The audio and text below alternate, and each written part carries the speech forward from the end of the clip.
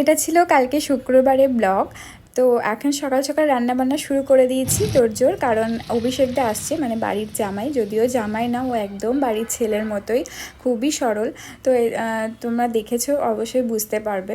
তো আমি একটুখানি ঘরদোরগুলো একটু পরিষ্কার করে রাখলাম, আর এদিকে রান্নাবান্না করছি। মাটন ম্যারিনেশন করে রেখে দিয়েছি, এদিকে পোস্ত ডাল এগুলো হয়ে গেছে। আর এখানে করছি চিংড়ি মাছের মালাইকারি করছি, আর একটু দই মাছ করব। আর মাটন তো থাকছে, সাথে 5 রকম ভাজা।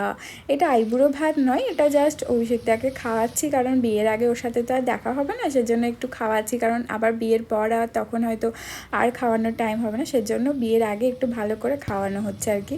আর তারপরে ওদেরও আর টাইম নেই, বিয়ের পরেও আবার ওদেরকে ব্যাঙ্গালোর যেতে হবে, তারপরে আবার তো চলে যাওয়ারও টাইম চলে আসবে, সেসব ভেবে চিন্তে আমরা একটু খাওয়াচ্ছি অভিষেকদাকে। তো এখানে মাটনটা বসিয়ে দিয়েছি, মাঝখানে গিয়ে আমি বেড কভারটাও চেঞ্জ করে এসেছি। আর দোলা দিদি, স্বর্ণালিদি ওরাও চলে আসছে, আমাদের সব তত্ত্ব সাজানো হচ্ছে এখান থেকে। আর তোমাদের সাথে ওগুলো পরে পরে সব শেয়ার করব, তোমরা দেখতে থাকবে, কারণ একসাথে শেয়ার করছি না এই ব্লগে। আর মাটন আমার মোটামুটি হয়ে গেছে, ওদিকে গরম জল করতে দিয়েছিলাম, মোটামুটি সিটি দিয়েছি 4-5-4টে মতো। তারপরে একটু গরম মশলা একটুখানি থেতো করে রেখেছিলাম, তারপর ওটার সাথে ঘিয়ের সাথে মিক্স করে দিলাম।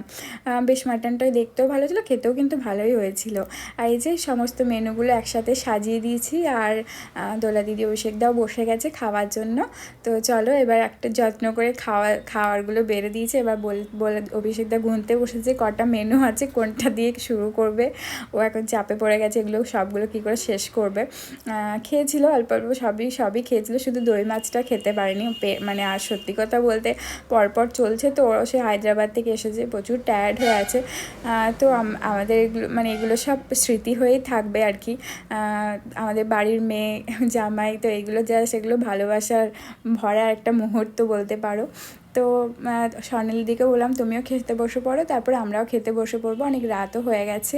তো চলো, ব্লগটা কেমন লাগলো তোমরা অবশ্যই জানিও, আর আমার ব্লগগুলো কেমন লাগছে সেগুলো দেখো, প্লিজ চ্যানেলটাকে দেখো, সাবস্ক্রাইব করে দিও।